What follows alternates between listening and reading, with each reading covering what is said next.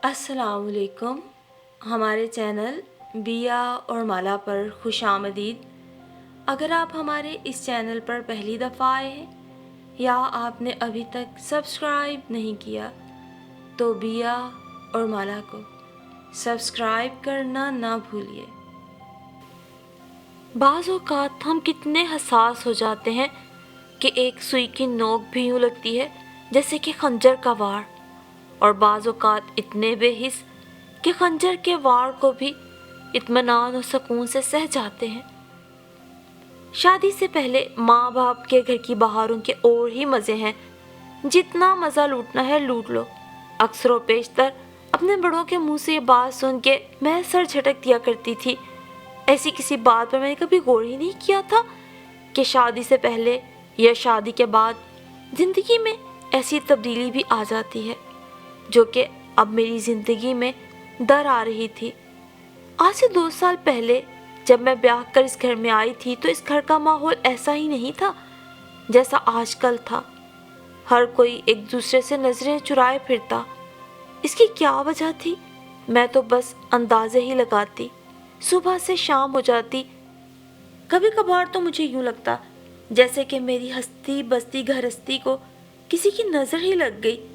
मैं तो हर जगह बैठकर यही कहा करती थी, मेरा ससुराल तो वैसा नहीं जैसे ससुराल के मैं हमेशा से किस्से सुना करती थी। अब और किसी पे क्या इल्ज़ाम धरना। मुझे तो लगता है मेरी ज़िंदगी को मेरी ही नज़र लग गई। कैसे हंसता बसता खुशहाल घराना था हमारा कि मुझे लगता ही नहीं था मैं ब्याह कर अपने ससुराल में हूँ। सच कहूँ तो मेके से ज़्यादा मेरा अपने ससुराल में ही दिल लगता। लेकिन फिर अचानक सब बदलने लगा। कुछ भी पहले जैसा नहीं रहा था। रमज़ान के चाँद ने सोगवार माहौल की पुरसरारियत कुछ कम की थी, या मुझे ही लगी थी। पिछले काफ़ी दिनों से मैं तो महसूस कर रही थी कि कुछ अजीब सा है या होने वाला है, मगर मैं अपने एहसासात को कोई नाम न दे पाती तो वहम समझ के सर झटक देती। मगर बहुत कुछ था जो किसी अनहोनी की तरफ इशारा कर रहा था।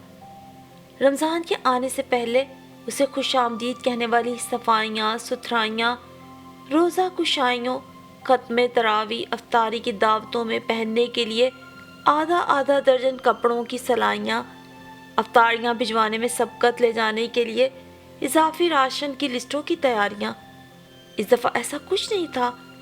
मेरी दोनों छोटी नंदें अपनी सारी शौकियाँ भुलाए खामोशी से अपनी ज़िंदगी के खुश रंग दिन फीके अंदाज में गुजारने लगी थी, और मेरी सास चुप की चादर ओढ़े बस हाथ में पकड़ी तस्बीह के दाने पर दाने गिराए जाती, और मैं सारे घर में बोलाई बोलाई फिरती, अम्मी ये चादर आपकी मसहरी पे अब अच्छी नहीं लगती, मैं नहीं ला दूँ? वो एक नज़र मुझ पर डालती, फिर हाथ में पकड़ी अपनी तस्बीह को देखती, और मैं उनकी खामोशी से कोई नतीजा ना अख्ज़ कर पाती। रजामंदी या सोबिया, क्या ईद की शॉपिंग इस दफ़ा चांद रात को करना है? मैं अपनी नंदों को उकसाती तो वो इधर उधर हो जाती। सब मुझसे इतना कट क्यों हो रहे हैं? मैं सोचती रहती, फिर अपना वहम समझकर कामों में मगन हो जाती। तौसीफ से मेरी बात हर दूसरे दिन होती थी, मगर पिछले हफ्ते से कोई पाबंदी से ना हो पाई थी। उनका फ़ोन तो एक आध बार ही आया था।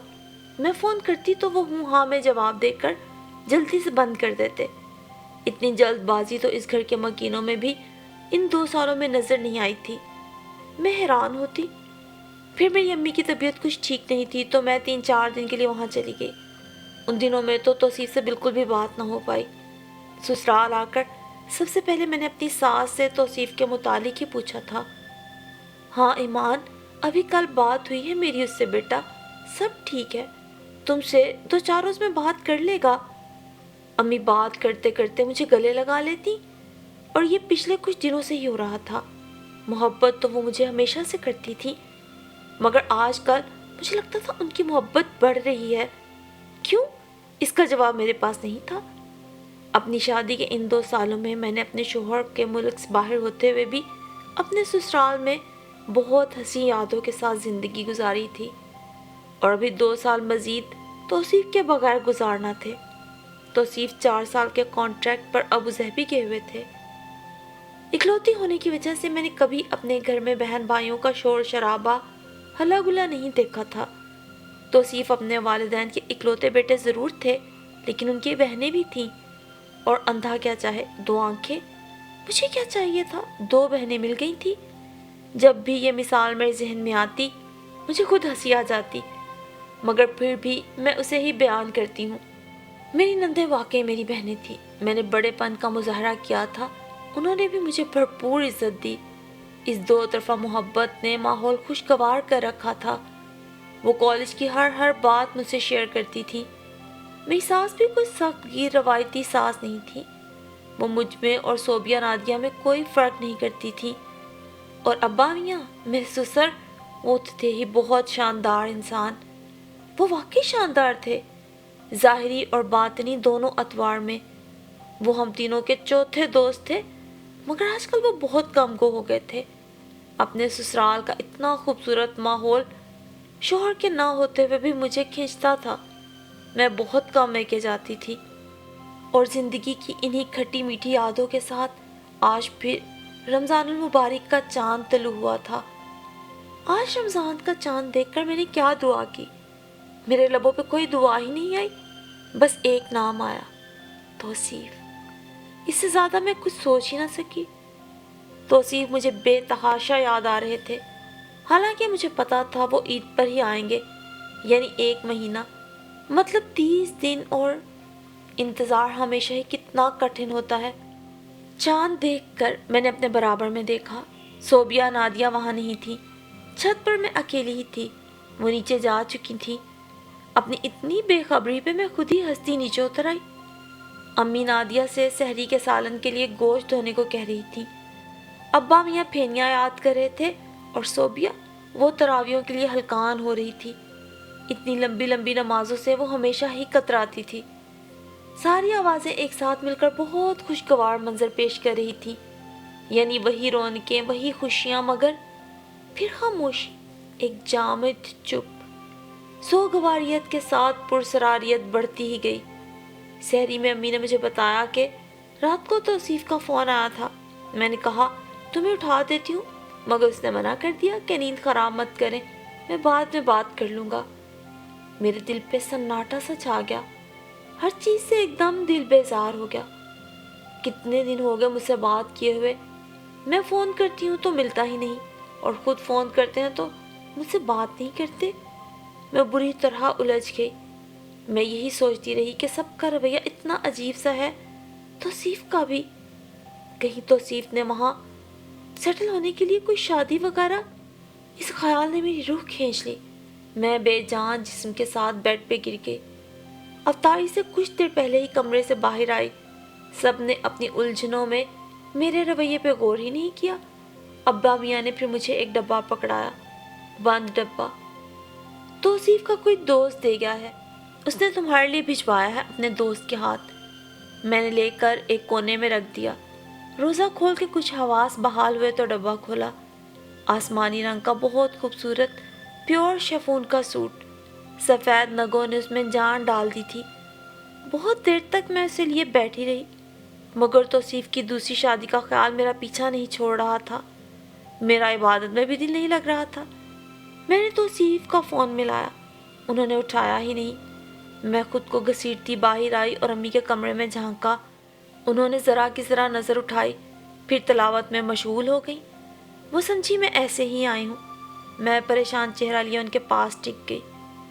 وہ چونکی، پھر قرآن پاک میں نشانی لگا کر اسے بند کیا اور سوالیہ نظروں سے مجھے دیکھا۔ وہ زبان کا استعمال کم ہی کرتی تھی، اسی لیے اس کے شر سے خود بھی محفوظ تھی اور دوسرے بھی۔ امی، وہ اتنے دن ہو گئے ہیں توصیف سے بات نہیں ہوئی، میرا دل بہت پریشان ہو رہا ہے۔ میں اٹک اٹک کر ان سے کہتی گئی، میری آنکھوں میں آنسو بھی آ گئے تھے۔ انہوں نے مجھے گلے لگایا، مجھے اپنے کاندھے سے نمی سی محسوس ہوئی تو میرے رونے میں بھی شدت آ گئی۔ انہوں نے مجھے خود سے الگ کیا اور اپنے سفید براق دوپٹے میں اپنے آنسو جذب کیے۔ میں نے بھی چہرہ اپنے ہاتھوں سے رگڑ ڈالا۔ تھوڑے دن ہیں، پھر وہ آ ہی جائے گا، پریشان کیوں ہوتی ہو بیٹی؟ انہوں نے مسکرا کر مجھے مضبوط لہجے میں تسلی دی۔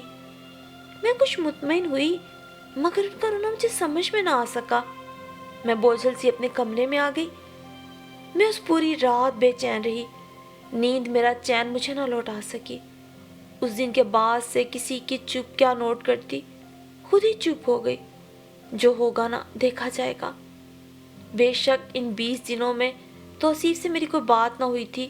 ان کا فون آتا تو تھا، مگر ہمیشہ اس وقت جب میں سو رہی ہوتی۔ اس عرصے میں ان کی طرف سے مجھے 3 بار تحفے موصول ہوئے۔ 20 دن میں 3 تحفے، مجھے حیرت تھی، پہلے کبھی ایسا نہیں ہوا تھا۔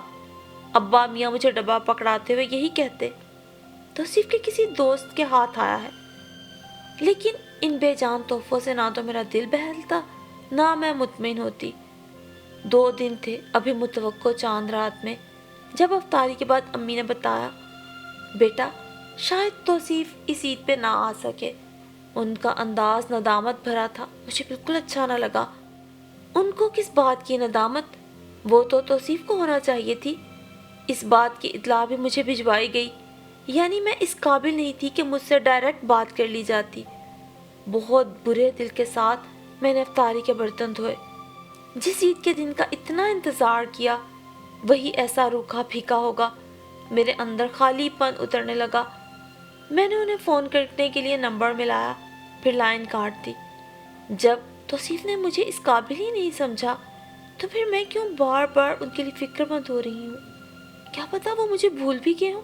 گھر والے صرف میری تسلی اور تشکی کے لیے میرے ساتھ ان کا ذکر کرتے رہتے ہوں۔ کیا پتا وہ اپنی نئی بیوی کے ساتھ کیسے مسرور ہوں۔ وہ 2 دن اسی طرح کال ملاتے اور پھر لائن کاٹتے اور وسوسوں میں گھرے گزارے میں نے۔ توصیف کے فون کے انتظار میں بھی کئی گھنٹے یوں ہی گزر گئے، اور پھر چاند رات آ گئی، یعنی متوقع چاند رات۔ میں بے دلی سے کام نمٹاتی رہی۔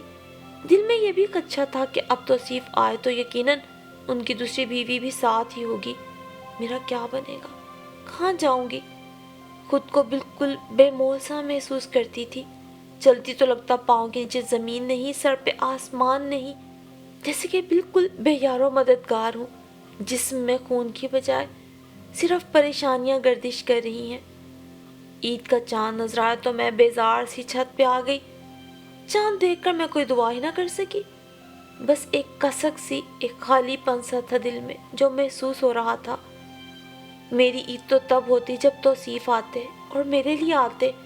میں نے اپنی اڑتی لٹوں کو کانوں کے پیچھے کر کے نماز کے انداز میں دوپٹہ باندھ لیا کہ مجھے خاموشی میں ابھرتی آوازوں بلکہ سوگواریت میں پھیلتی خوشیوں نے متوجہ کر لیا۔ میں بھی چند قدم ہی سیڑھیاں اتری تھی کہ نادیہ کی آواز میرے کانوں سے ٹکرائی۔ میرے قدم من بھر کے ہو گئے۔ کیا سرپرائز دیا آپ نے بھائی ہم کو؟ صوبیہ کی آواز اور پھر توصیف کی آواز۔ وہ آواز میرا نام لے رہی تھی۔ میرا ایلیوژن یا میری خواہش؟ میں نے سر جھٹکا، مگر دیکھا تو سچ مچ سامنے توصیف کھڑے تھے، اور ان کے ساتھ کوئی اور نہیں تھی، یعنی میری کوئی سوتن نہیں تھی۔ میں خوشی سے جیسے سکتے میں آ گئی۔ وہی میرا ہاتھ تھام کر مجھے نیچے لائے۔ سوگواریت کی پرسراریت اب دھول بن گئی، مگر یہ میرا وہم تھا۔ اسرار تو کھلنے کو بےتاب تھا۔ توصیف، آپ نے مجھ سے 1 مہینے تک کوئی رابطہ نہیں کیا۔ میں سمجھی آپ نے کہیں وہاں شادی تو نہیں کر لی۔ میں ان کو اپنے خدشات بتانے لگی۔ سمجھو بس ہوتے ہوتے رہ گئی، وہ اداسی سے بولے۔ ان کی بات نے تو مجھے گنگ کر دیا۔ ارے چھوڑو، سب مذاق ہے، بس اب تمہارا توصیف ہمیشہ کے لیے تمہارے پاس ہے۔ میں پھر ٹھٹک گئی۔ ہمیشہ؟ میں نے کانٹریکٹ ختم کر دیا ایمان، کچھ سیلری ہی چھوڑنا پڑی نا، کوئی بات نہیں۔ مگر کیوں؟ خوشی کے ساتھ ساتھ مجھے بے یقینی نے بھی گھیر لیا۔ وہ چند لمحے مجھے گھورتے رہے، پھر بولے، ایمان تمہارے لیے۔ مگر ان کے انداز نے ان کے الفاظ کا ساتھ نہ دیا، اور پھر عید کی خوشیوں میں وہ سب باتیں دب گئیں۔ پھر کتنی عیدیں، کتنے رمضانوں کے چاند ہم نے ساتھ دیکھے۔ توصیف نے یہی ایک کمپنی میں ملازمت کر لی۔ گزارا آسانی سے نہیں تو مشکل سے بھی نہیں ہوتا تھا، بس بیچ تھا۔ مگر ان دنوں کی اسرار بھری خاموشی میرے دماغ میں اٹک گئی تھی۔ اور آج اس سال پھر رمضان کا چاند میں نے توصیف کے ساتھ ہی دیکھا۔ بہت خوشیوں کے سنگ توصیف کسی کام سے باہر گئے ہیں۔ ماریا میری بہو کچن میں اٹھا پٹک کر رہی ہے۔ میں جانتی ہوں شوہر ملک سے باہر ہو تو خوشیاں بھی سرد سی ہو جاتی ہیں۔ وہ 2 بچوں کی ماں بن چکی ہے، مگر ازدواجی زندگی کے یہ اوائل دن اگر یادگار نہ ہو تو بڑی خلش رہتی ہے۔ اسی لیے میں اس کی سہیلی کی طرح رہتی ہوں، اس کے ساتھ اس کے غم کو ہلکا کرنے میں لگی رہتی ہوں۔ اس کی اٹھا پٹک کو نظر انداز کر کے میں نے توصیف کا بریف کیس کھولا۔ کتنے سال مٹی کی گرد اس پر اپنی چادر بچھاتی رہی اور یہ اوپر پر چھتی پہ پڑا ان چادروں میں لپٹتا گیا۔ کل ہی مجھ سے ماریا نے فرمائش کی تھی کہ میں اسے اپنی شادی کی بلیک اینڈ وائٹ تصاویر دکھاؤں۔ یہ تمام چیزیں اسی بریف کیس میں جمع رہتی تھی۔ میں نے بریف کیس کھولا۔ صبح ماریا نے خود سٹول پہ چڑھ کر اوپر سے اتارا تھا، پھر سارا دن موقع ہی نہ مل سکا۔ چلو ماریا کا موڈ ٹھیک کرتی ہوں۔ میں نے ساری تصویریں نکالی، پھر کچھ اور چیزیں، پرانی یادیں، تحریریں سب دیکھتی چلی گئی۔ ایک لفافہ تھا جو پہلی بار میری نظروں سے گزرا۔ یہ کیا؟ میں اپنی یادداشت پہ زور دیتے ہوئے سوچنے لگی اور اس میں سے ایک کاغذ نکلا اور پھر جیسے میرے سر پہ آسمان آن گرا۔ توصیف آ گئے، میرے ہاتھ میں وہ کاغذات دیکھ کے مسکرائے۔ میں نہیں چاہتا تھا تمہیں اس سب کا پتہ چلے، مگر خیر اب کوئی فرق نہیں پڑتا۔ اچھا تو وہ تحفوں پہ تحفے ابا میاں اپنی طرف سے دیتے رہے اور امی کو فون پر فون، سب جھوٹ تھا؟ وہ میری سوچیں پڑھ گئے۔ ہاں یار، بس وہاں اتنا سب کچھ ہو گیا، مگر تمہیں بتانے سے میں نے ہی سب کو منع کیا تھا۔ ابھی ہماری نئی نئی شادی ہوئی تھی، پھر ایسی کوئی ذہنی قربت بھی نہیں تھی، انسان بدگمان ہو سکتا ہے۔ میں حق تک انہیں دیکھ رہی تھی۔ غبن کا الزام لگانے والا کوئی اور نہیں، میرا اپنا ہی دوست تھا۔ 10 دن میں وہ کچھ کہتے کہتے رکے۔ میں اریسٹ بھی رہا، وہاں کے قانون کا تمہیں پتہ ہے، پھر وکیلوں کے چکر میں سارا پیسہ بھی گیا، مگر شکر ہے بدنامی نہیں ہوئی، عزت سے لوٹا، باعزت بری ہوا۔ آپ کبھی تو بتاتے اتنے سالوں میں، تم پھر کیا کر لیتی ہیں مان؟